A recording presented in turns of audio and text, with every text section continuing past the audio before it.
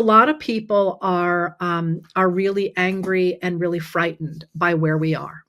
And I'm going to ask you to usually I just like answer your questions, but I'd like to put them in a bigger framework today.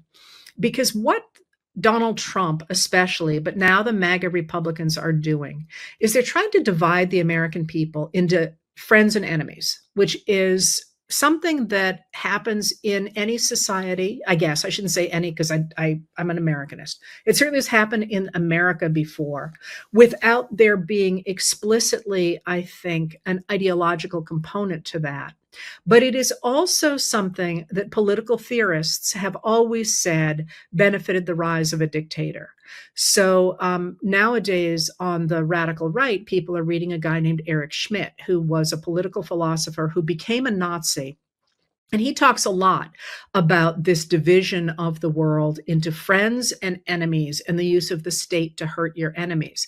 Now, Trump's working really, really hard to make it seem as if the people who support Trump are the good guys, they're the friends, and everybody else is the enemies. And he did this in his first term by weaponizing the use of the word Democrat.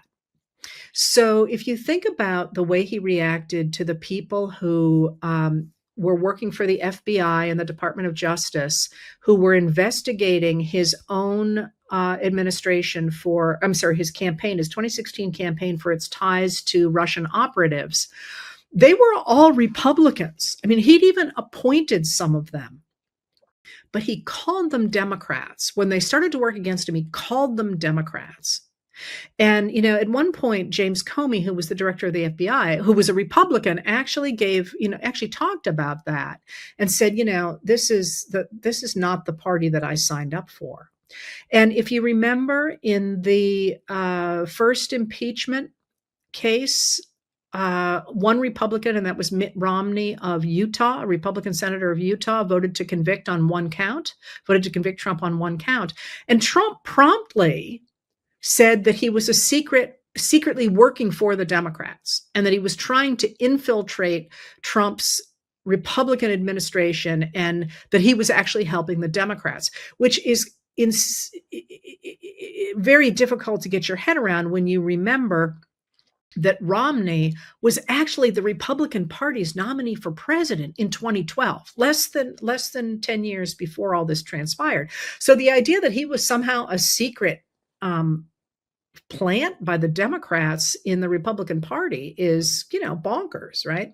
But you can see this attempt to divide the country in two, the way he has been doing it, really taking off now. He's always done this, but really after the murder of Charlie Kirk, I think just about a week ago, there's been this litmus test that you have to not simply disavow violence, which virtually everybody has. There's always fringe people one place or another, but there's been a real outcry of this is not the way we want our country to go.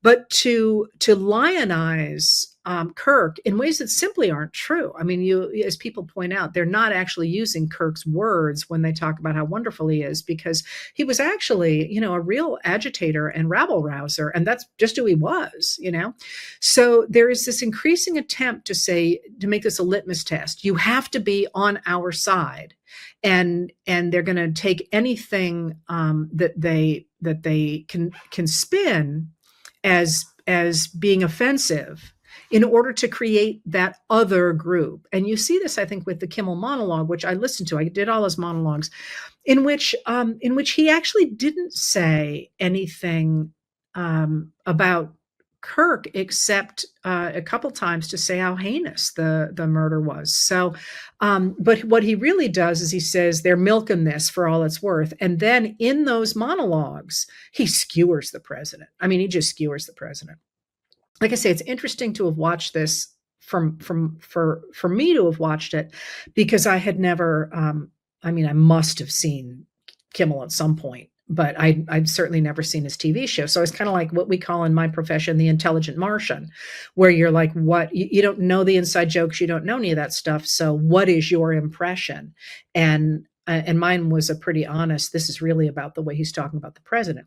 So they're working really hard to do that, to create an us and a them, and then to use the power of the state against the them, against the enemies. It seems really pretty clear. And you saw last night that Trump posted on social media, or his account did. And I think it's going to be important to remember going forward that he is not always in charge of his account. There's other people who post on there. And so people are often writing Trump said this, maybe did, maybe didn't, but it's more accurate to say his social media account said this. And his social media account said that he was going to designate, I have it right here. No, I don't. He was going to designate Antifa as a terrorist organization. And Antifa is a word that means anti-fascist. And he has claimed since his first term that it is an organized group that is essentially standing against him. And he says standing against law and order.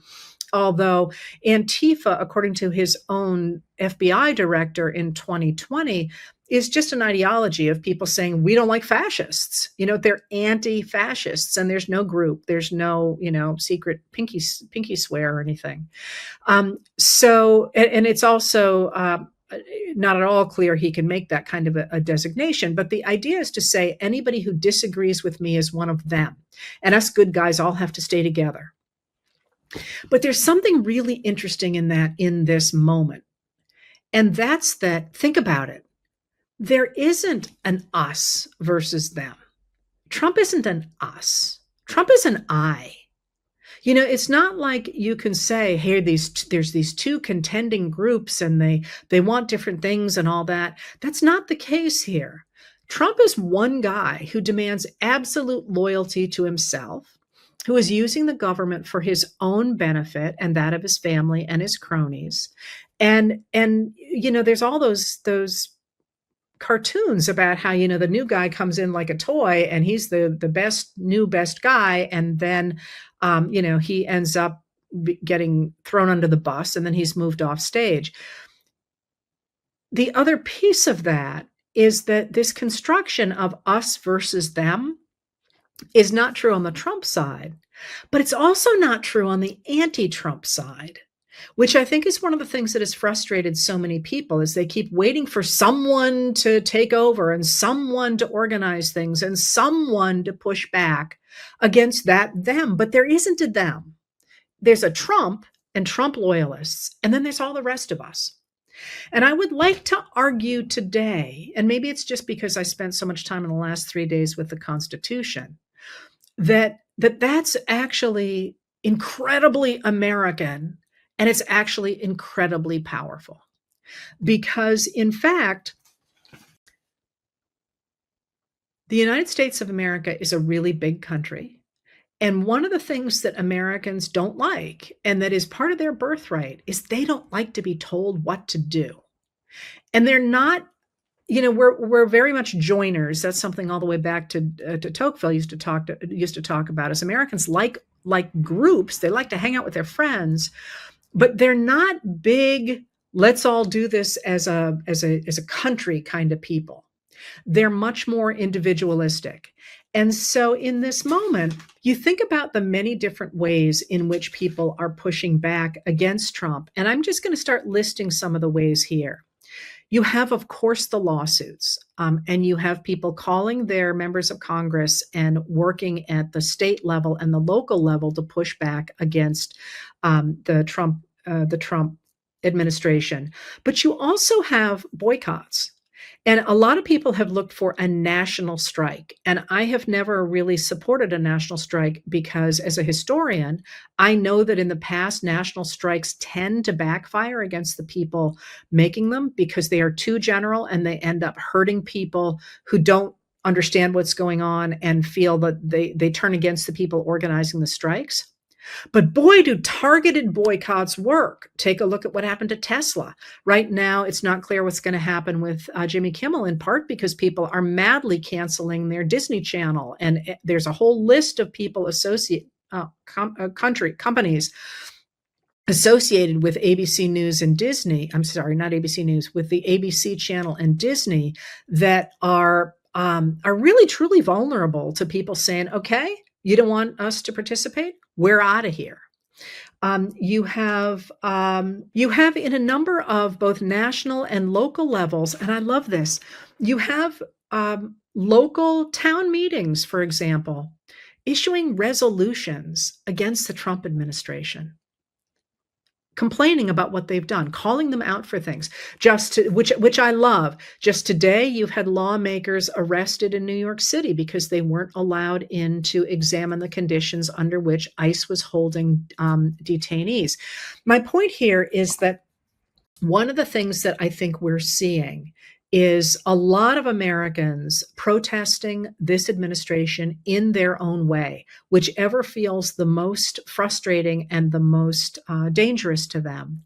And that's not a weakness, that's an extraordinary strength, because it's extremely difficult to bear down on 341 million people all protesting in different ways. I want to set up this theory first, this ideological stance. If you stop thinking about the country as us versus them and start thinking about it as the American people versus an autocrat, the lens changes a lot, doesn't it? And one of the reasons that I've been thinking about this is not only because of the smart people I talk to, but because you know who came out against the firing of Jimmy Kimmel last night? I didn't believe it was real. I actually made sure from a lot of sources it was real. Tucker Carlson. And when Tucker Carlson, who was a right-wing broadcaster, talked about why free speech is important, damned if he didn't echo James Madison, which says that, I keep saying this to you, that at the end of this, whatever is coming, the political alliances are not going to be what we expect them to be. And if you disagree with that, look at the fact that two of the other people who have stood up in the last week against Trump is John Yoo, who was the guy who wrote the torture memo for the Bush administration saying they could go ahead and torture people no matter what Congress said, and Karl Rove, who was one of the Republican gurus who put this Republican Party in power. You're starting to see people standing up against this regime from places you do not expect them to stand up. And as an example of where this might go, I would like to point out to you that one of the people standing most strongly for the rights of Americans, including a very recent social media post about the rights of transgender Americans, is Bill Kristol. Bill Kristol, who was a neocon, a neoconservative.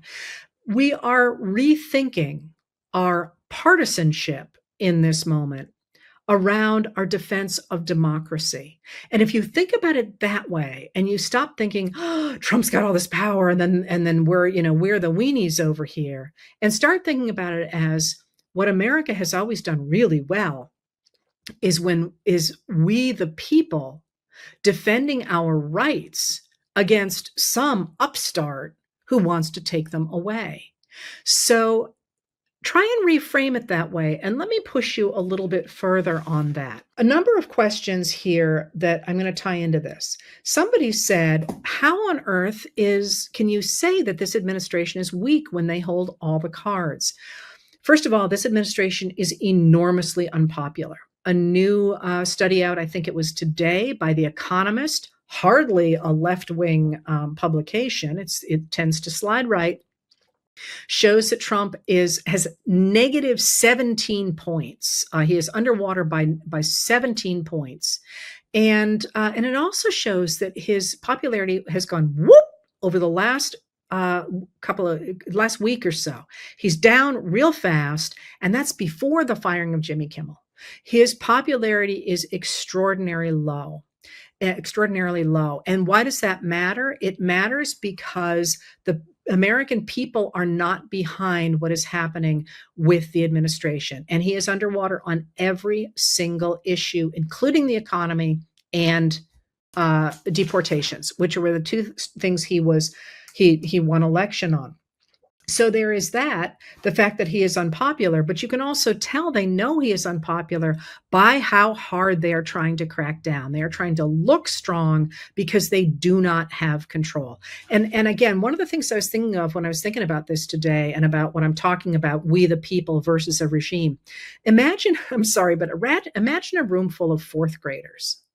Those of you who've had children or have been in education, you know, if you really are in control of your classroom, you don't have to yell. You don't have to, maybe you have to raise your voice sometimes, but you got the guardrails, right? And the students know how to behave and they tend to behave. If you don't have control of a fourth grade classroom and they're running around like rabbits, there's no way you're going to reclaim control over them. And what often happens is a teacher who cannot control that classroom screams more and more and more and louder and louder and louder. And all it does is it makes the students, I mean, some of the students cower, sure, but the rest of them laugh and they turn worse.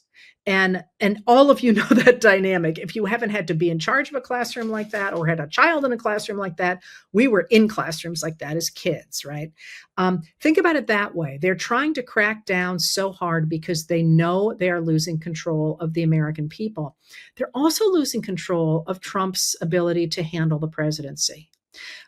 Watch him. Watch the fact that he was just in the UK and Melania Trump, the First Lady of the United States, held his hand a lot. She is famous for not touching him. It looked as if he was having trouble. He needed to have somebody holding his hand. He's having trouble articulating things. He's not remembering faces. He is in increasingly poor shape. And it increasingly looks as if the power of the administration is flowing to Russell Vought at the Office of Management and Budget, who is a key writer of Project 2025, and Stephen Miller, the Deputy White House Chief of Staff, who is behind the immigration policies and increasingly, seemingly other stuff as well. They don't have, and they're not elected officials, and they're trying to do as much as they possibly can, or seem to be trying to do as much as they possibly can, while he is still in charge of the government. Listen, between YouTube and Facebook, people are clearly agitated and they're all over the map because so much is going on that just comes across as bonkers. It is bonkers and it's going to get worse. So before I get into the specific questions you asked today, I want to step back and give you a framework for thinking about the moment we're in. All right, and I'm going to take you way back. I'm going to take you all the way back to 1935, because in 1935, something dramatic happened to the United States government, and that was under President Franklin Delano Roosevelt, a Democrat.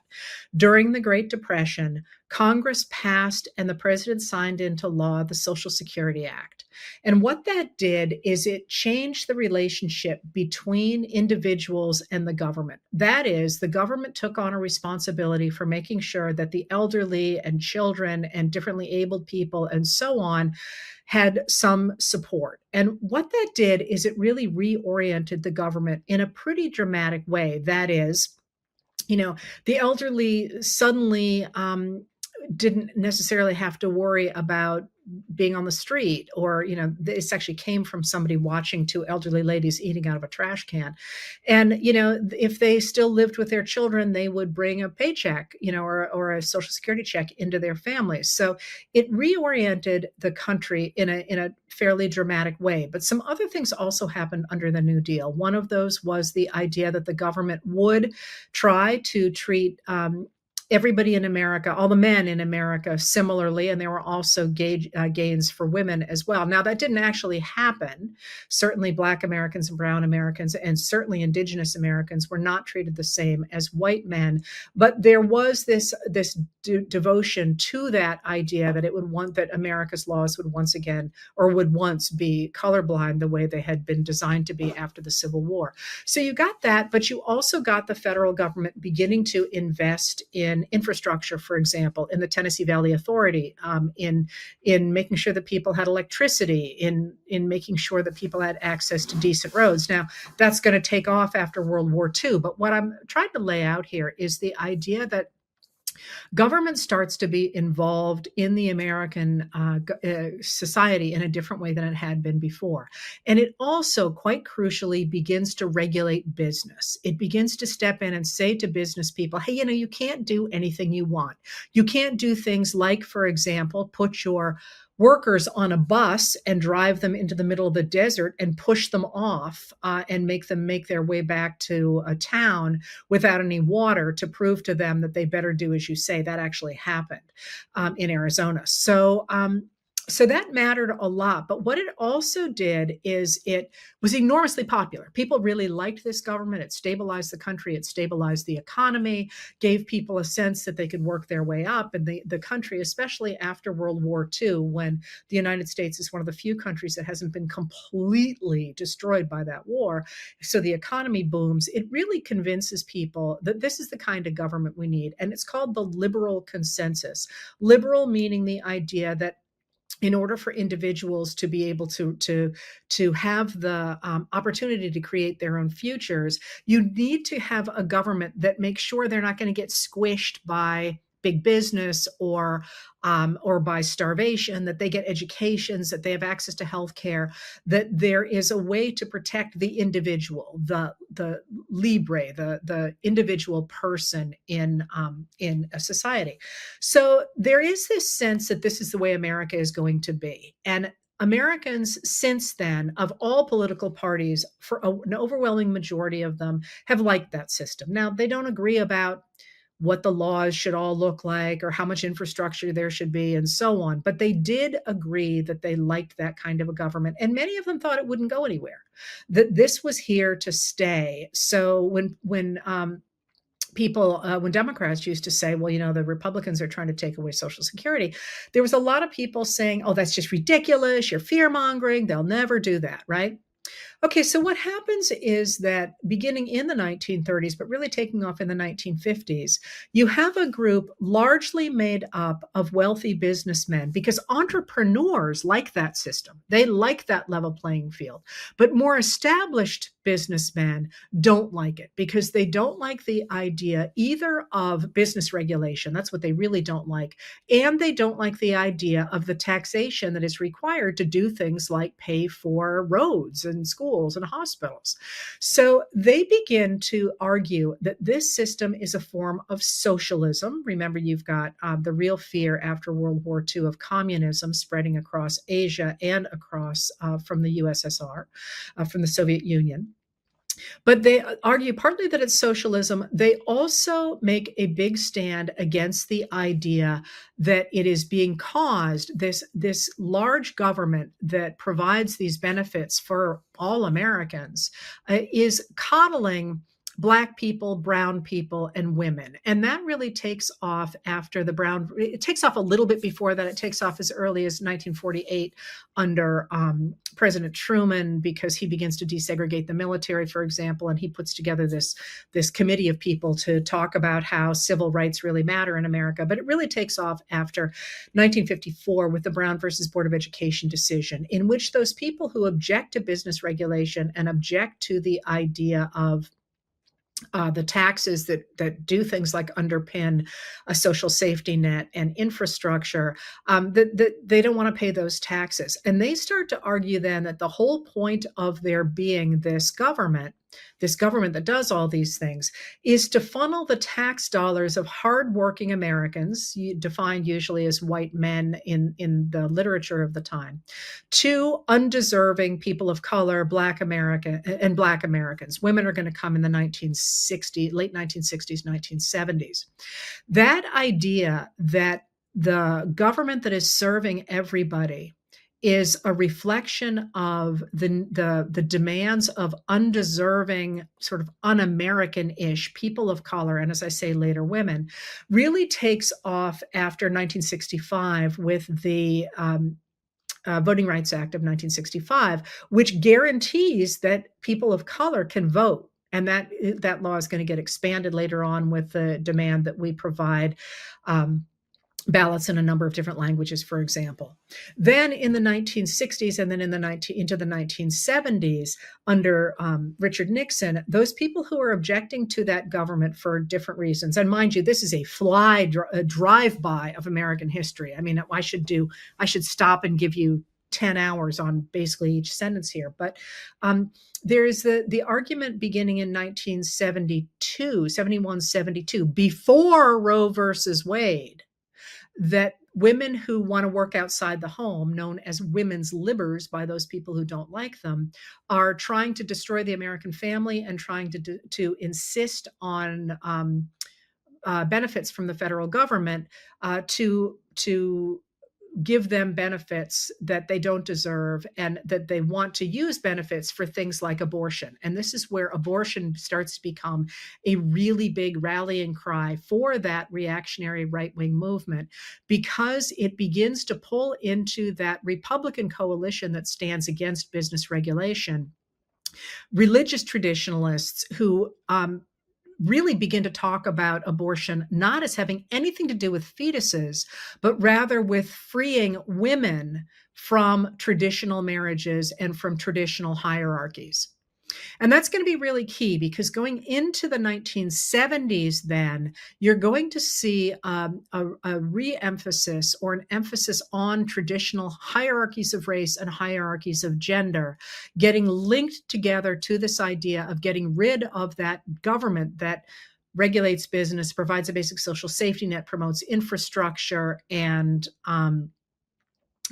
protects civil rights, and also works in the international level to create all these alliances. I won't talk more about that today.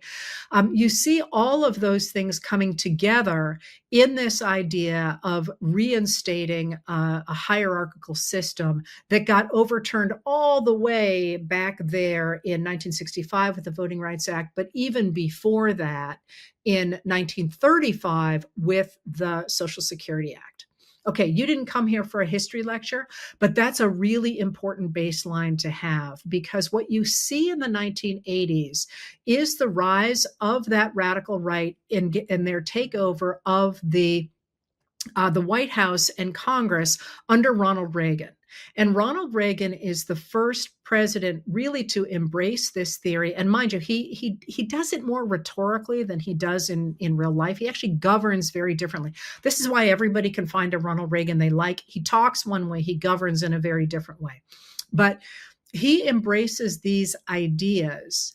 And this idea that the way that you create a good America again is to go back to the time before we had this new kind of government, back before 1935, is really part of his argument for, and again, I'm broad brushing this here, but part of the argument for the idea of getting rid of business regulation and getting rid of taxes. Remember all that emphasis on getting rid of taxes, because what Reagan and his people argue, and mind you, at the time, not a lot of people believe this, and that's, again, another rabbit hole I won't go into.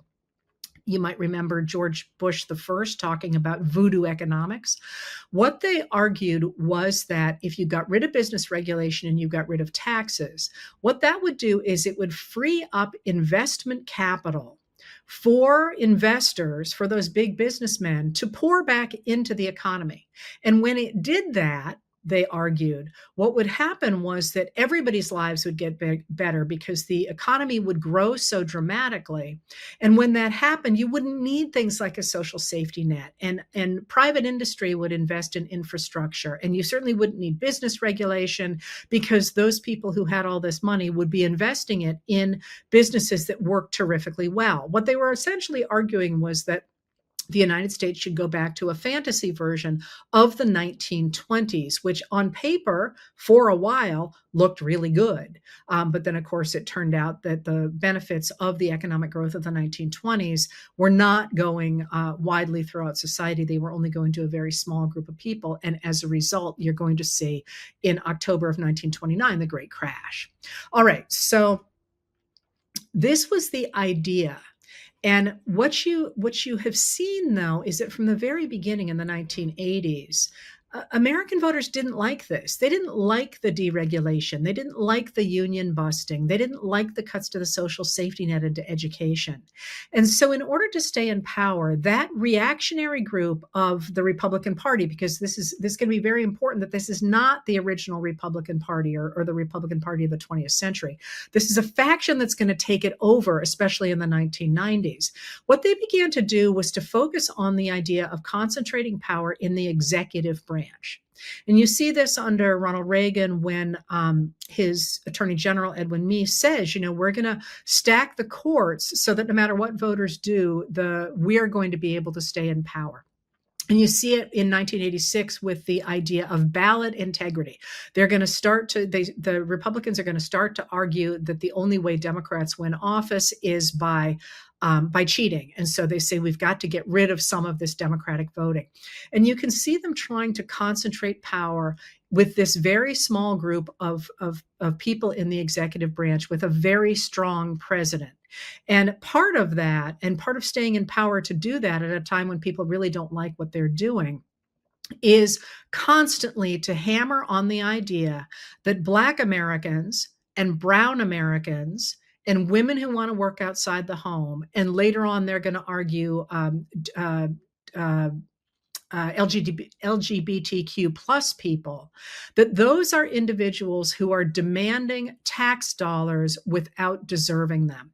And that's a really important construction, because you can see the constant dog whistles in the 1980s, but then by the 1990s, you're quite visibly going to get that coming much more to the surface in politics through things like the Willie Horton ad under George Bush in the election, where he uses that hideously racist and misleading ad to try and turn white voters away from the Democrats by arguing falsely that it was Michael Dukakis, the Democratic nominee that year, who had let this murderer and rapist out. That wasn't actually at all what happened. But you see increasingly this focus on Black Americans, Brown Americans, and women who want to work outside the home as people who want something for nothing, as people who are socialists, as people who are, as Rush Limbaugh used to say, feminazis, as people who are embracing socialism or communism. And that focus on voters, telling their voters that they must stick with the Republicans and their tax cuts and their deregulation to create this system that is going to work for them, goes on for a couple of decades, a couple of generations even. And you end up in 2016 with the rise of Donald Trump, who very clearly turns that sort of uneasy marriage between the very wealthy businessmen who want tax cuts and deregulation to that marriage to the racism and the sexism and the homophobia of the base that they have created. So, and then, I've talked about this before, how Trump actually gets rid of the establishment Republicans who have been in power and basically courting that base without expecting to give them power. And he actually gives power to the base and so on. Now, the reason I gave you that very long history there was because if you have that background, an awful lot of what is going on right now makes a lot more sense. All right, so now with that back there, let's get into the questions you asked about today. And when you see how all over the map they are, I think it's going to be easier to see where they belong with, now that I've given you the light bright outline, you can plug them in where they belong. So one of the questions that I think is important to deal with here is, and a lot of people asked about what is going on with the corruption, the extraordinary corruption of the Trump administration, and why the MAGAs aren't really paying much attention to it when they were all over trying to invent corruption for former President Joe Biden and his son Hunter Biden. Now plug that into the system that I just explained to you and look at what you've got. You've got a Democrat, Joe Biden, who has been defined by the Republicans for 2 generations as a socialist or a communist who is trying to destroy America. By definition, he should be corrupt. right? So they're madly searching for that and believing those stories about him, including the ones about him, being part of the sex trafficking ring and so on. I'll come back to that.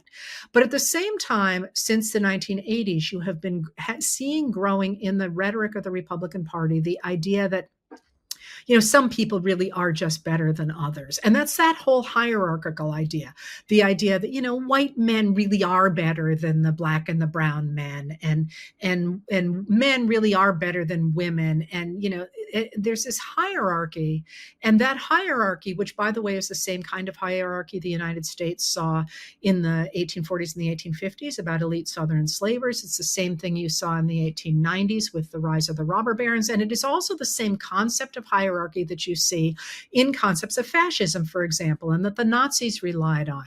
The idea that some people are better than others. Well, if that's the case, that some people are better than others, Trump has made it very clear that he thinks he and his family are better than other people.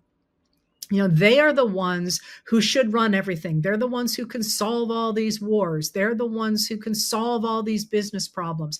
Regardless of what the State Department does, for example, sure, throw Steve Witkoff in there. He's like a billionaire, right? He's the one who knows how to run stuff. It doesn't matter that he has no training and doesn't speak Russian or whatever. These people just know how to get things done, right? So you can see that idea of some people are better than others and have the right to do these things because they should be the ones in power. They should be the ones calling the shots. They should be the wealthy people. All right, so I think that's where you can see where this concept of corruption and we don't really have to do anything about that because this is really the way the world should be comes from. But I'm going to keep on going here. Let me see. So I'm going to keep on going on that. One of the other things that I'm not sure you asked about, but that you ought to have, because it's a really big deal, is the extraordinary power here of tech bros, the technology billionaires who are calling the shots in a lot of American society right now. That too makes sense, right? They make a lot of money. Trump and his ilk think that they are the ones who should be running things, and they have a right to extract resources from our country. And so you have what seems to me something we should all be paying extraordinary attention to, these data centers that are taking extraordinary amounts of energy to power the AI, to power AI that is, doing things like collecting information on all of us, and that they are in hopes that we are all going to become reliant on. You also see, let me see if I have more of those. You also see another question that you asked about this. You see the many ways in which these very wealthy people who are on the ins with Donald Trump are not paying the penalty for breaking crimes. I mean, Trump is pardoning people right and left, but there are certain kind of people, right, that he is pardoning. There are people who, for some reason, he has decided to pardon. There are certainly suspicions that there's been something in it for him. He's pardoned more than 1,500 people during his time in office. He's creating this idea that some people are really better than others and have the right to rule. Now, on the other side of that, questions you asked about were the extraordinary, out in the open, racist and dangerous actions that we have seen against our neighbors. And a lot of people called out Trump's absolute rant in the Oval Office, I think it was yesterday, about Somali Americans, especially those living in Minnesota. And, 95% of whom are U.S. citizens, 50% of whom were born in the United States, and who are, like all other immigrants to the United States, contributing to the economy, starting small businesses. They commit crimes at a lower rate than native-born Americans. That's a truism across American history. But in his mind, by virtue of the fact they have dark skin, they by definition are looking for a handout. And he talked about that. Remember, he talked about the billions of dollars that they had stolen from the government. You can see that rhetoric that has become baked now into the kinds of policies that a lot of people asked about. A report today from Amnesty International that was reported about 5 hours ago in the Guardian talking about allegations that there was essentially a torture box at the facility in the Everglades that I refuse to use that cutesy name for, in which the state of Florida set up a detention center for apparently for undocumented immigrants, although I personally always thought it was quite murky who they were holding there. There were allegations recently about specific facilities for torture, and yet we've known all along from other observations that the conditions in that place were horrific, and not just there, by the way, in a number of other detention sites as well, where the administration has refused access to Congress people, for example, to oversee those places.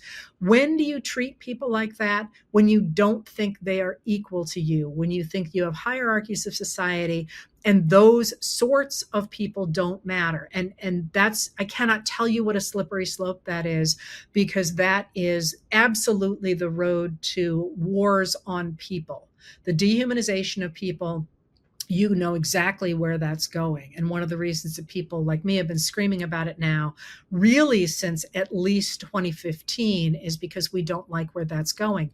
But you can also see it in something else you asked about, in the idea that the administration has reclassified a number of professions as no longer being professional degrees. And they did that because that will make it harder to borrow money in those degrees. But anybody who looked at them recognized that what they had done is they had singled out professions that are dominated by women, with one interesting exception. Professions that are dominated by women, with the idea really that they're saying those women who want to work outside the home, they're not really professionals. Those are not really professional degrees. It's very much a way to denigrate women, in the same way that they have been firing women from from the military and from federal offices, and the same way that they have been going after men of color and black men and black women and women of color as well. You can see that whole attempt to put in place that idea that some people really are better than others. So you can also see the emphasis on a strong executive, on saying, okay, Trump's bonkers, but we don't care, because what we really want to do is to make sure we have such a strong executive that it doesn't really matter what the people want. As the Supreme Court said in July of 2024, that the president cannot be prosecuted for crimes committed as part of his official duties. That's if you read me, you know that I said that is the most important thing that has happened since the founding of this nation, because it destroys the concept on which this nation was founded. So when you think about all the craziness going on right now, I think it really helps to have in your mind that this is not ping, ping, ping, ping, unrelated, that these pieces are all pieces that fit into a larger story of the overturning of American democracy in favor of an oligarchy, or what now is pretty clearly a kleptocracy. And I'll tell you the difference between those two things, in order to enrich a very few people. Now, an oligarchy is a government that is overseen by a very few people that rule over everybody else. Dictatorship is one person, but a kleptocracy is a little bit different than an oligarchy or a dictatorship, in the sense that it is a small group of people who deliberately use the functions of the state, of the government, to enrich themselves. So through contracts, for example, through things being funneled their way, through insider information, through, I don't know, a negotiation of a peace deal between, say, Russia or Ukraine.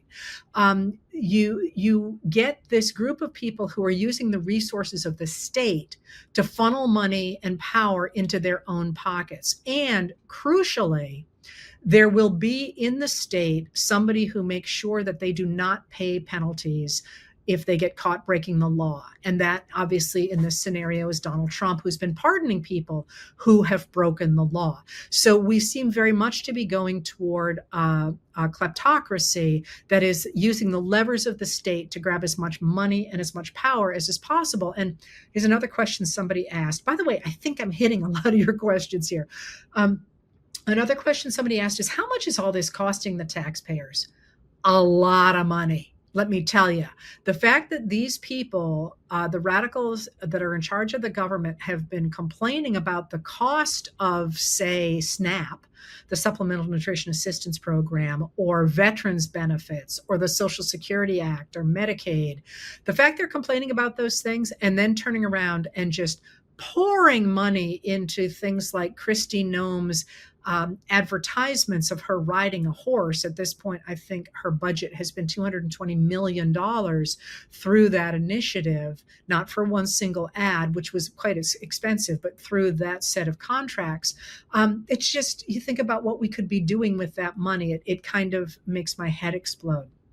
So you see here, I think, this attempt to use the wealth of this country to put cash into the hands of a very few people. And that's a really important concept. And then I'm going to go on to Venezuela. But one of the things to think about when you're thinking about where we are right now, and this is actually sort of what keeps me up at night, is the United States of America is a fabulously wealthy country. It is a fabulously wealthy country. But it's wealthy not just in bank accounts. It's wealthy in the sorts of things that make our lives secure and protect our families and give us the security of things like education and religion and all the things that, and communities, all the things that make you feel like you're comfortable, like you're happy in your life. Those things are wealth. They're expensive too, but they're wealth. Like knowing you can get in your car and drive to the supermarket is so commonplace in America, you don't think about it. But you go to some countries and that's not an option. Here's the one that hit me just the other night, because I grew up, with a lot of people who didn't have running water or electricity. I have running water, which again, in the United States, we don't tend to think a lot about that. But the fact that you can just turn on your tap and have clean water and hot water is a freaking miracle. And you can flip a light switch and there's light. Again, you think of so many countries in the world where those things are absolutely unimaginable. And then think about all the things in your life that make you able to do that. The reason we have those things are because of our investment, our, as a nation, investment in the infrastructure, in the education, in the roads, in the hospitals, in those pieces of a society that give us those things. So you can just throw your clothes in the washing machine and walk away from it, as opposed to having to, haul the water and heat the water and do the things that used to take extraordinary amounts of time and energy, which gives you a lot of time to do other stuff. That's wealth. That's what matters. But what I think we are seeing in the United States under this current administration is an attempt to take that wealth, and I don't just mean that. I mean our extraordinary intelligence services that keep us safe, and our military that can get tires on trucks, which is no small thing, by the way. To have the checklists and know where the spark plugs are and all that. We have this extraordinary system of infrastructure that is a kind of a cocoon around us. And what I think we are seeing is a very small group of essentially kleptocrats taking that wealth and trying to privatize it and sell it for cash for themselves. And that is worth thinking about as you're thinking about the ways in which this administration is essentially pissing away our money. I'm sorry about that word, but who knocks down the White House and says, I'm going to rebuild it, to the point that the architect quit today, said he didn't have the capacity to handle the project, but it's pretty clear he wants distance from it. Or, sells off our murals from the New Deal that were in the original Social Security building. Or, I just don't even know where to start. Tries to privatize our weather service. Tries is privatizing all these contracts that for the extraordinary sums of money that are now going to ICE. Those are going to private contractors. So those are our tax dollars going to these individual companies and the people who are well connected in this administration. And so I think it's worth thinking about this moment as the destruction of our wealth in order to enrich other people with cash. Because here's the newsflash: cash and wealth are not the same thing. Certainly, cash can buy you wealth, but that's different than having a society that enables you to live a fulfilled life. All right, so if that's the case, there's some things, specific things that you asked for, and that's a discussion of what's going on in Venezuela. And here, I think it's going to be really important to recognize a couple of things. The Trump administration is once again insisting that this is about drugs. It is not about drugs.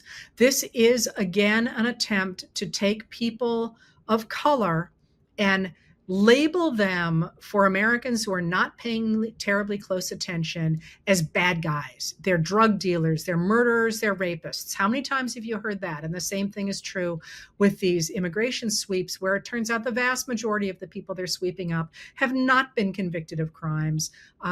This is an attempt on the part of people like White House Deputy Chief of Staff Stephen Miller to get rid of people who are not white in the United States. And that's a whole different story that is thoroughly anti-American. But they're not going after drug dealers, and you know this for a couple of reasons. If you listen especially to White House Press Secretary Carolyn Leavitt, she talks about drugs, and then she switches right into talking about illicit fentanyl.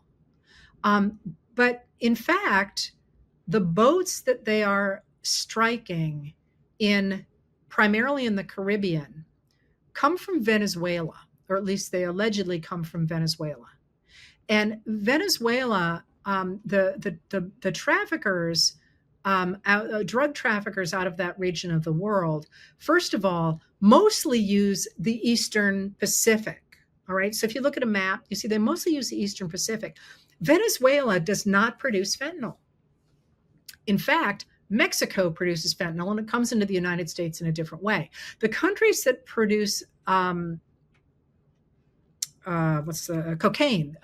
The argument is that these Venezuelans are producing these drugs that are killing Americans, and they're implying that that's fentanyl. But in fact, these boats, if they are carrying drugs, are almost certainly carrying cocaine. Cocaine does not come from Venezuela primarily. Cocaine comes from Colombia and Ecuador. So hitting these boats, which are small boats that are almost 1,000 miles from the United States border, is going to do absolutely nothing to actually address issues of fentanyl. And those boats are almost certainly not headed for the United States. They are probably headed elsewhere. So if that's the case, what is going on here? And I think there are a couple of things going on, and I don't think you can discount one of them, which is this idea coming out of the United States and this thing that this ideological construct I just described, that some people are better than others. And the image of that was always the American cowboy. We're going to hit first and we're going to think later because we're the guys who really understand how to do things. We're better than everybody else. We're just going to flex our muscles. And you see that I think in a really big way with Defense Secretary Pete Hegseth, who's made it clear he believes that the laws of war, for example, or the Geneva Conventions are wussy, that you can't really fight a war unless you just can do anything to your opponents. And I have to say, it's a bit of a digression, but there was a man in my profession, a historian, who had been an interrogator in World War II. And really interesting because he was dead set against this whole torture stuff, this whole we're going to flex our muscle stuff, because he said the way you got information out of the Nazis was you got them to trust you over things like playing chess or something, and I'm going to make this part up. You would say something like you'd play chess for a while and you'd make a move, and I forget who the guy was that he got information out of, but he said, and he'd laugh and he'd say, "Oh, my son did that once." So you'd know he had a son, and you'd know his son played chess, and just things like that. That's how you extracted information. It was an intelligence game. It was not I'm going to hurt you so badly you're going to say whatever I tell you to. Well, this idea that we're going to throw the first system out and resort to this, swaggering, I'm going to inflict harm system is, I think, at least in part, what we were saying with this idea, we're simply going to blow people out of the water rather than stop those boats and take those people back to the justice system where they can be interrogated, among other things, which is what we've always done in the past. And one of the things that we have done by blowing these people out of the water is we have made Colombia, which had been very cooperative in trying to stop shipments to the United States, stop sharing any information with us. So that's not helping, right? You also know this is not about drugs because of the fact that Trump just pardoned a convicted drug dealer in the United States who had been bringing lots of cocaine into the United States. Trump just pardoned him, and he's pardoned 2 other major drug dealers as well, including Ross Ulbricht, who was the guy who came up with the Silk Road dark web. So you know it's not about the drugs. It's partly about flexing muscles, but it's also about something else. And this is the piece that I'm watching in a way that that I may be wrong, absolutely may be wrong. But I'm really interested in it because it certainly seems to me as if the Trump administration is throwing overboard the post-World War II idea that America needed alliances, that the way you kept Americans safe, which you can never forget, is the primary reason that we have governments, to keep us safe. We tend to forget that in the United States because we have been so safe. But that's why you institute governments in the first place. And then it does other stuff as well, but that's number one. And after World War II, there was this idea that you created safety for nations, first of all, by sharing intelligence. I talked to Senator Mark Warner from the Intelligence Committee this morning. It's recorded on YouTube and here on Facebook. It was really very interesting about what he had to say about the intelligence communities. So you share intelligence, and you also develop peacetime. That's really important. Peacetime treaties, defensive treaties, so that, for example, the North Atlantic Treaty Organization, or NATO, is the organization where countries say, we're all banded together, especially Russia, but other countries as well. So if you think you're going to whack one country, just so you know, we're all coming for you. You hit any one of us, we're all going to come and hit you. And as a result, those NATO countries don't get hit, or they haven't in the past.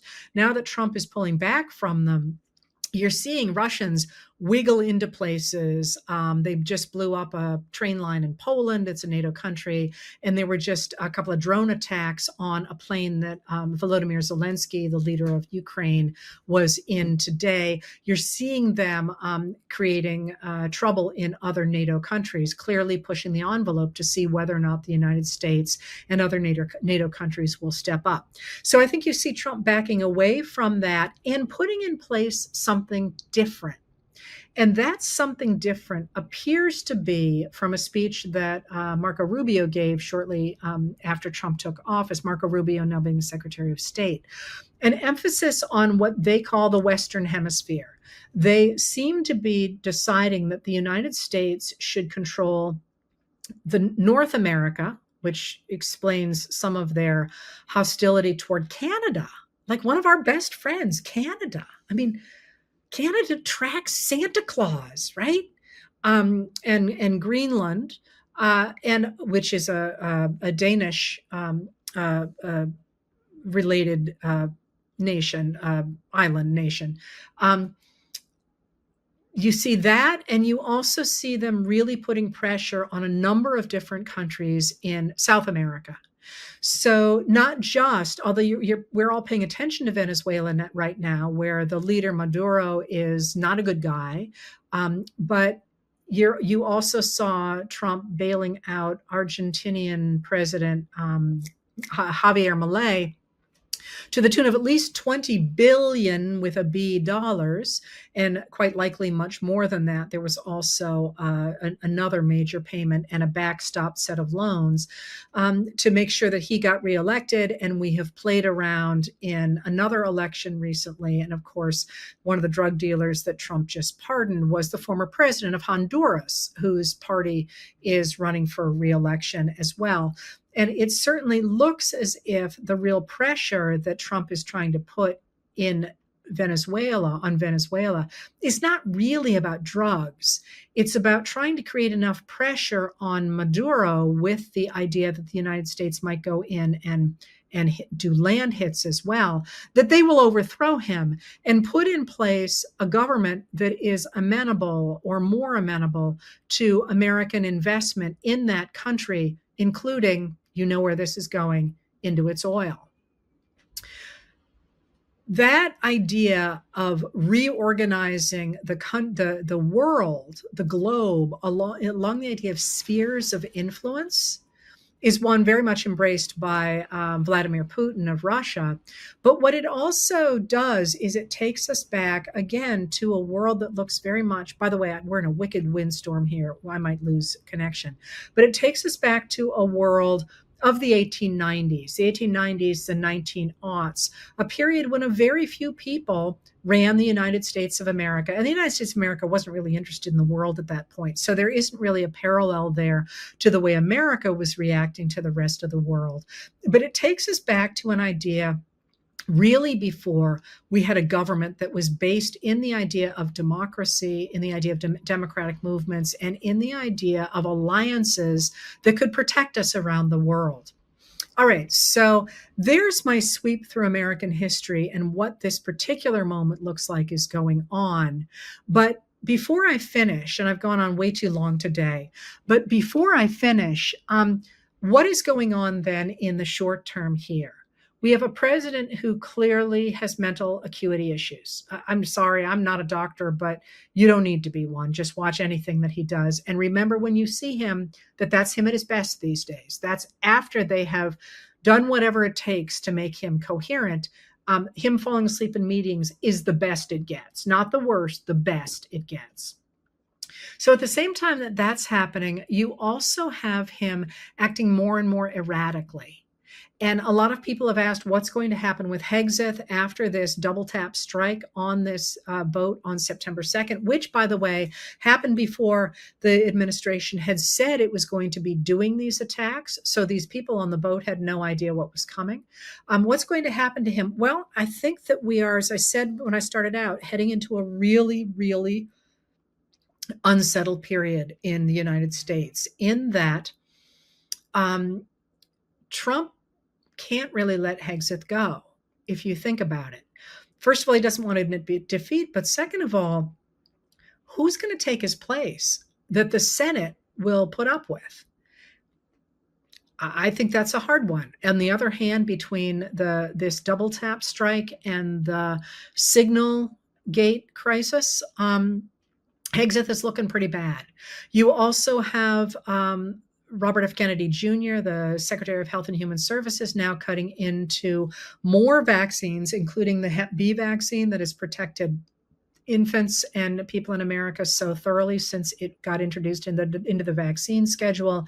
You have Attorney General Pam Bondi now up against the wall with the pending release of the Epstein files on December 19th, where a number of members of Congress are saying, listen, we're watching you. That was a letter that came out yesterday. I paraphrase, that's not what they said, but that was the message. You have FBI Director Kash Patel in real hot water with a recent report that came out, and now his announcement that he has found the bomber from January 6th. I'm going to hold that one, boy, with a major grain of salt, because it certainly looks like it was an attempt to make himself look good when his star was falling. So what you're seeing is a lot of really desperate people, theoretically overseen by somebody in the Oval Office who clearly is not on top of what's going on. And they're all trying to grab whatever they can. Now, at the same time, you have Congress starting to show a flicker of life and suggesting that, hey, maybe it wasn't okay to be bombing these small boats. And wait a minute, what about Signal Gate? And wait a minute, what do you mean you're going to mess with the vaccine schedule when you promised up and down under oath that you wouldn't? So, where I'm going to go with this at the end here is a lot of you seem incredibly unsettled by the craziness that is coming at us. And you should be. The reason I gave you that big framework, I always talk about light brights. The reason I gave you that, by the way, somebody sent me a light bright last year. Thank you very much for that. I totally appreciated it. I had never had one before. That once you recognize that this is where we are, we're in the end game of a 40 to 50 year movement that was designed to get rid of American democracy and get rid of a government that worked for all of us. And we're reaching the end of that, where you have this all-powerful president who has lost it, and all these people who think they're better than the rest of us trying madly to run a system that they don't understand and doing a terrible job of. What that tells you is that this is the moment for Americans, for people like you and me, to say enough and to take our country back. And what that means is not, somebody said, I'm ready to march anywhere. Marching is good. Protesting is good. Boycotts are good. All those things are good. But what is really good right now is speaking up. Speaking up to your neighbors, speaking up to your circle, speaking up to your friends, but above all, speaking up to your elected representatives at the local level, at the state level, at the national level, and doing it again and again and again and again, because they do pay attention to phone calls. They keep a running chart of what people say. And also of letters. Emails are less effective, and certainly cutting and pasting emails is not that effective. But what you're doing, as Senator Warner said today, was you're telling Democrats who care about these issues that they should move these issues up on their list of things to emphasize. And you're saying to Republicans who might say that they're against these things in public, that maybe they shouldn't expend political capital on them. And that is how you start to change the narrative. And if you don't believe that that works, take a look at the disarray in the Republican Party right now after the elections at the beginning of November that went so heavily for the Democrats, and after the special election on Tuesday in Tennessee, in which a Democrat came within 9 points of winning an election in a gerrymandered district that went 22 points for Trump and for Senator Marsha Blackburn just a year ago. All of a sudden, you've got the knives out for House Speaker Mike Johnson. You've got people talking about resigning. You've got people talking about retiring. You've got people running for different offices. You've got real chaos over there because people are speaking up. And as they speak up, people say, hey, maybe you're right. Maybe immigrants are good for the country, well, like we've always thought. And maybe we shouldn't just be bombing people randomly in the Caribbean because Trump says so. And one of the final things I will leave you with is somebody asked me, what do you do about, you have an elderly relative that you love, but they still vote MAGA. What do you do? And I'm going to suggest to you that I'm sorry, somebody is saying Facebook is down. It may just be the wind here. I don't know, but I'm going to finish this here. It may just be that, if you think about the way a society works, the way I think about it is always that if you got 10 people, 8 people just want to get along. They just want to have dinner with their families and enjoy their work and, look at the stars and play cribbage. But there are 2 people in those 10 people who want power. They want power and they want money in the United States. And the way they're going to get that power and money is by getting 6 of those people in the lower 8 to turn against 2 of those other people. And most of those 6 people, again, aren't paying deep attention. They just don't want to be the bottom 2 that everybody's going to turn against. So they tend to go along with whatever those people at the top suggest they should. They may believe it, they may not believe it, but they tend to just keep their heads down and parrot whatever they hear around them. Now, the way that you change the way they think Again, I would love to say that this is all you got to do is make a good argument. But for a lot of people, what they need to do is they need to hear people around them changing what they're saying. They need to hear, hey, it's not okay to call my Somali neighbors garbage. I'm not going to do that. I'm not going to buy from a company whose CEO stands behind the president and smiles when he says that, you know? They need to hear those things. They may believe them, they may not believe them, but the way to get them to go with the crowd is to make sure it's clear the crowd does not agree with what those two people trying to garner power are saying. So the more you speak up, the more you say, hey, that's not okay. The more you say, this is not the country I want, but this is.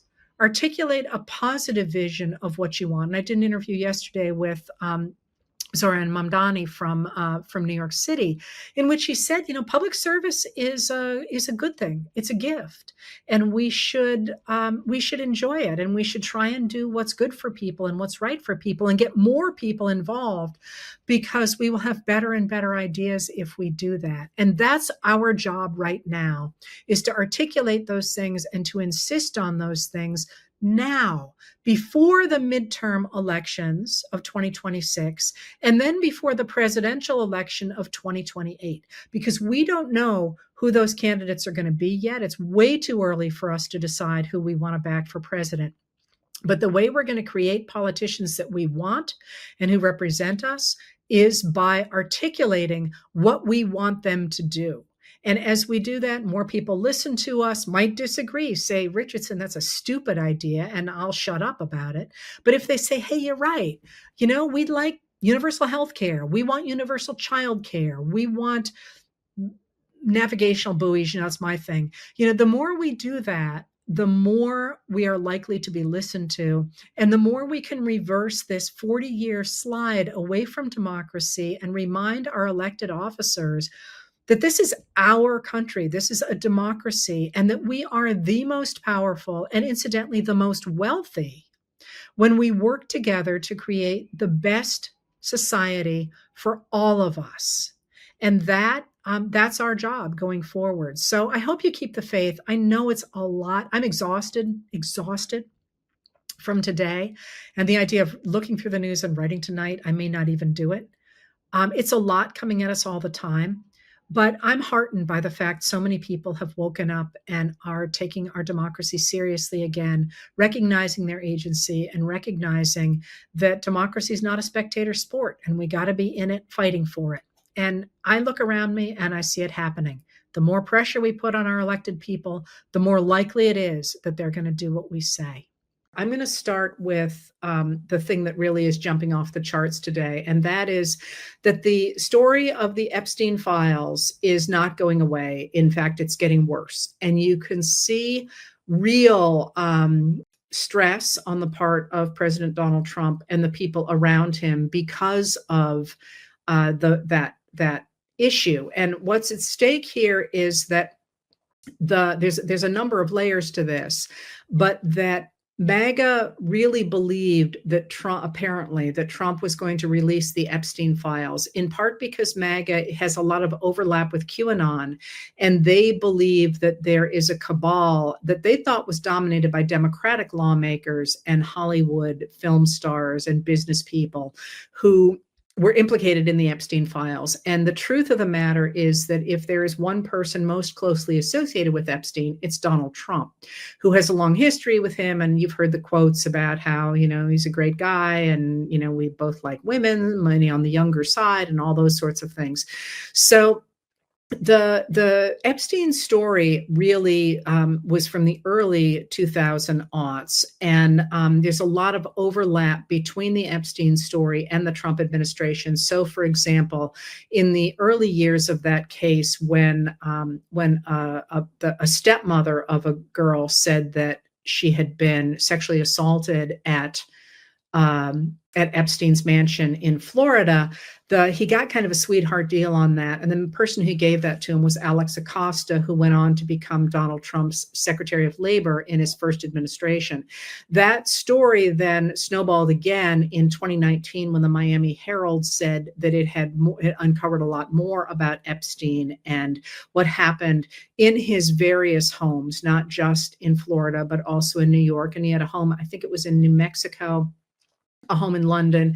And then, of course, he had an island in the U.S. Virgin Islands that he owned privately. It's about 72 acres, and in which it was an island, so you couldn't get off it. And he did not permit inspectors to come on it. So there's this story in 2019. He got indicted and arrested in 2019, and then he died in his jail cell in that period. This is, of course, is when Donald Trump was in office the first time.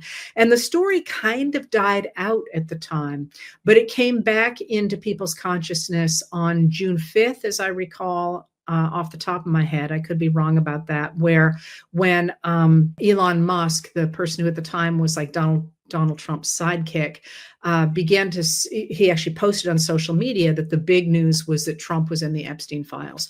And since then, the story has gotten bigger and bigger and bigger, which is indicative, by the way, of changing circumstances around Donald Trump. Because remember, much of what we now know was available in the past. So for somebody like me, the real question is, why are people paying attention now?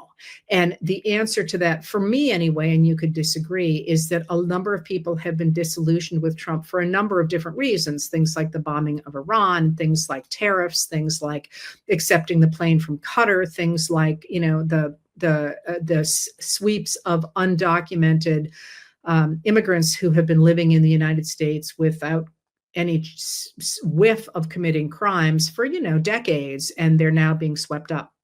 And people don't like that. Those are overwhelmingly unpopular. The Epstein story is sort of like the final straw for a lot of those people. All right, so if that's the background, what has happened today is you saw things build over the weekend, and then yesterday, which was Monday, the administration released two sets of files that were not the Epstein files. One were the Reverend Dr. Martin Luther King Jr. files, and the other was more information about Hillary Clinton's use of an email server. And let's just be clear about what those are. The Martin Luther King Jr. files, his family and his associates objected to them being released. And you need to remember, when you're hearing about those files, that was the collection of information about the Reverend came from a division of the FBI, the Federal Bureau of Investigation, that is abbreviated as COINTELPRO. And it stood for Counterintelligence Program. And it was not simply the collection of information about people, it was the illegal collection of information about people with the intent of destabilizing them and hurting them in the eyes of the public. So these files have been sealed since 1977. They were due to be released in 2027, and this is an early release of them, really to try and distract people. And many of us expect that there will be unflattering portraits of Dr. King in that information, because it was designed to be unflattering. And it's worth remembering that these were illegally collected. So the release of those files is seemingly an attempt to get people to think about something other than the Epstein files, although there have been a number of very good studies of Dr. King. So it's hard to imagine that we're going to see anything that's that big of a surprise. Certainly, if there were any illegal activity in it, Dr. King would not have been able to walk around even as freely as he did, which, remember, he ended up in prison a number of times for his work trying to combat segregation. But if they had something on him, it would have come out. So that is, sort of an attempt to say, here, look over here. We have this going on, the same way that you had over the weekend Trump talking, for example, about demanding that the Washington Commanders change their name back to the old racist name it had. The same with the Cleveland baseball team, to turn that from being the Guardians back to what it used to be. He keeps throwing stuff at the wall to see if people are going to notice. and turn the other way, away from the Epstein files. I'm going to do a little bit of a rabbit hole here, just because I think it's an interesting story that people should know, and that's that the reason the United States has so many sports teams, or had so many sports teams named after Indigenous Americans in one way or another, comes from the turn of the last century, when we get the real rise of professional sports. And the idea of those sports teams in that era was to try and take the American men that observers thought were becoming less masculine because of industrialization and because of the rise of white collar work, and to try and make them real men again. And that's why Americans really began to double down on the idea of organized sports in that period. But part of the idea was to create a form of masculine savagery in a limited space, like a baseball field or a football field. Football was really big then, or rowing. Rowing was also another big sport then, or boxing. The idea was to create sort of manliness and an attempt to erase the weakness of modern society in that period. And so they turned to the names of Indigenous Americans, because in the minds of Euro-Americans in that period, Indigenous Americans were what they would have called savages or uncivilized. And the way of, and naming teams that was supposed to sort of bring out the animal instincts of the men playing in them. So the reason we have all those names, or had all those names the way they were, was really a reflection of American society in the 1890s and the 1900s and the 19-teens. And this attempt to sort of say, yeah, you might be a clerk during the day, but boy, you can get on that field, or you can cheer on the men on that field, and you can be a real man again. So that idea that we need to go back to those names is, first of all, I'm sure Donald Trump does not know that. And second of all, he's just trying to gin up his base and have them say, oh yeah, I really care deeply about this. But to my mind, it's important to understand the history of how we got those names, because frankly, it's kind of stupid how we got those names. I'm sorry, that's my opinion. And that's why we have so many of them. Anyway, so he did that over the weekend. He just kept sort of throwing things at the wall over the weekend. And yesterday he did the same thing with the release of the MLK Jr. files, and with the idea that he's going to release more information about former Secretary of State Hillary Clinton's use of an email server.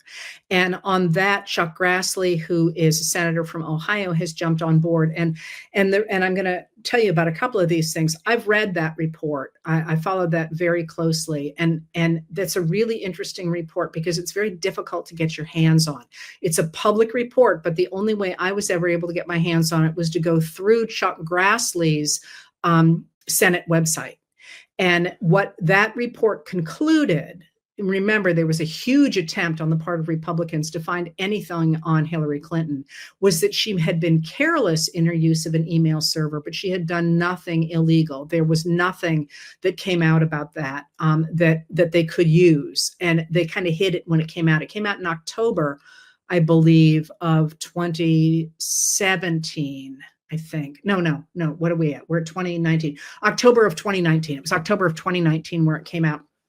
And just a reminder, you can find that and you can read that. And usually when you have a governmental report or a government report, what they will have is they'll be thousands of pages long, but they have very brief, and by very brief, I mean a page and a half, maybe 2 pages, maybe 2.5 pages, but very brief, very readable synopses at the beginning of them. And that one does, as I recall. So you can read these. You don't have to take my word for it.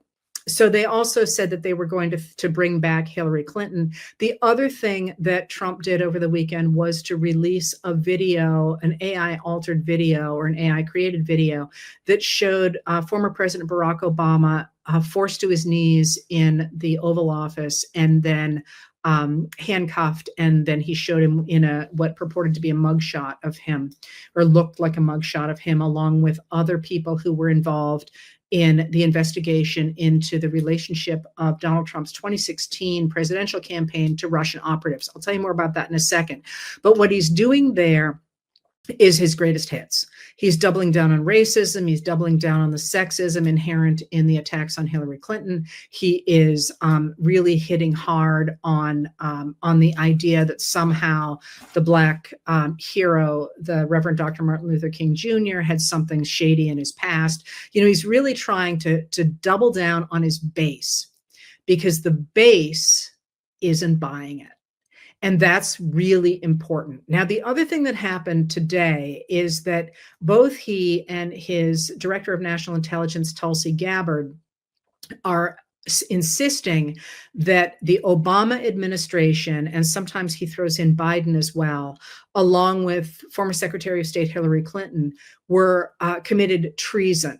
Now, this is a really loaded term, and the history of treason in the United States is actually far more complicated than most people realize. I probably will spare you that. Maybe not. But clearly, first of all, they don't understand the history of charges of treason in the United States. But the other piece of that is that they're really trying to reach the idea that whatever Trump has done, those people have committed something worse. Now, think about that. Do you honestly think that former President Barack Obama and former Secretary of State Hillary Clinton could have done something so heinous as committed treason, and the Republicans would not have reacted? I mean, they tried desperately to get any kind of information on both of them and were absolutely unable to do so. So what they are arguing is that, and by the way, they are deliberately misinterpreting what the reports say. And just FYI, I know the Russia scandal really thoroughly. I probably know it as thoroughly as virtually anybody else who is outside the intelligence services. I followed it very closely. I've read all the reports. I've read all the testimony. I've watched all the testimony, the whole thing. So what both the Mueller report and then to a more extreme degree, the Senate Intelligence Committee report concluded about the 2016 Donald Trump presidential campaign and its relationship to Russian operatives was this. The Mueller report concluded that Russian operatives, that is spies, had worked to elect Donald Trump, and that they could not say that the Trump campaign had worked with them, in part because the Trump people refused to cooperate with Mueller. Remember, Mueller is a former director of the FBI and a Republican. He is still identified as a Republican. And that's what they concluded. And the Senate Intelligence Committee report went further. It actually said that the director of Trump's campaign, Paul Manafort, provided information from the campaign to Manafort's Ukrainian business partner, Konstantin Kilimnik, whom the Senate Intelligence Committee identified as a Russian operative. That's in the Senate Intelligence Committee report. But that's all they said. They did not say that the Russians had changed the outcome of the election. We do know that the Russians had tried to compromise state electoral machinery, but the conclusions of these two reports were that they had not altered the mechanics of the election. Now, there's been a lot since then coming out about the psychological operations and their effect on American voters, but those numbers are not in those reports. So when Trump and Gabbard try and say, well, they lied and they tried to undermine this first Trump administration by saying it was not legitimate, that simply was not there. Okay, so remember that when this heats up, because they're going to try to be talking about this going forward. There is also you're going to see that with them really trying to hammer on that, because Trump did that again today in the Oval Office. And then there is also something you all asked about, and that is the attacks of Trump on the Wall Street Journal and on CBS's declining to continue Stephen Colbert's contract past its expiration date in several months. The first of those attacks, the attack on the Wall Street Journal, is the the lawsuit is laughable. I mean, I read it when it came out, and once again, it thoroughly misrepresents what the Wall Street Journal actually provided in its article about the letter that is in allegedly in the birthday book that Ghislaine Maxwell put together for um, Jeffrey Epstein. So it misrepresents that, but it also just reads like sort of one of Trump's outraged screeds. And I think what you need to take from that is that he is panicked. There is something that he does not want people to know. And I think we can all speculate about what that might be. And that it doesn't seem to be working to turn people's attention away from it. So one of the things that you might have seen over the weekend was a number of mainstream media outlets saying, well, this has worked. People aren't paying attention to the Epstein cases any longer. But a wonderful article today, I think it was in Slate, pointed out that the source for all the people saying this doesn't have traction was Steve Bannon. So the idea that this is not having traction, you can see, is panicking them enough that Steve Bannon is out there saying, oh, it's not working. He wouldn't be bothered to do that if it wasn't working. So there's that. The other thing you asked about was Stephen Colbert and the cancellation of Stephen Colbert. And that, I think, is especially interesting in this moment. Especially interesting in this moment because it is outrageous, of course. It is worth remembering that CBS is trying to do a multi-billion-dollar deal. And this will $16 million that they paid to Trump for settling his outrageous complaint is peanuts in a $1 billion deal, right? So I think that they probably just threw money at that to make it go away. But the issue of or to make Trump feel good. But the issue of Stephen Colbert is really interesting because they didn't cancel him tomorrow. They canceled him in months. And what that says to me is that we are very much in a time of flux. Stephen Colbert is a very valuable asset to CBS. They're not shutting him up. They're not taking him off the air. And you could do that. I mean, look at how quickly people can be taken off the air. They chose to give him a lot of lead time. And by the time he's at the end of that, we will have a much better idea about whether or not Trump is going to be able to pull off the authoritarianism that he is trying to, or whether we will, as Americans, push back against him and regain control. So one of the things to watch with a lot of the jockeying that's going on is a lot of people are buying time. You know, they're not throwing in their all with Trump. They're simply trying to feed him stuff and see which way the wind is blowing, which is one of the reasons it's so important for Americans to keep speaking up about the things that they care about. So the big story, I think, is that Trump is panicking, and he's panicking to the point that House Speaker Mike Johnson, a Republican of Louisiana, has called the Congress into its summer recess early, so it no longer has to deal with the with the Epstein case. The DOJ is now saying it's going to talk to Ghislaine Maxwell to try and quiet things. My guess is that's only going to make them louder. This is a real crisis for the Trump administration, and it's a crisis that is hitting, I think, not just because of the Epstein files and the overlap with QAnon, but also because of the fact that so many people are finding themselves unhappy with the Trump administration at this point in his presidency, 6 months into his presidency. And if you think about it, think about what this means. If this were a president who was like Bill Clinton, who was actually enormously popular when the Republicans tried to hit him with impeachment over the different layers of the Monica Lewinsky scandal.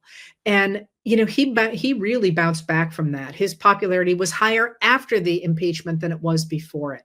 That is not happening with Trump. You're seeing the opposite, where people are getting more and more angry because of the fact he is not doing what he said he was going to do. And the question is whether August is going to keep that quiet.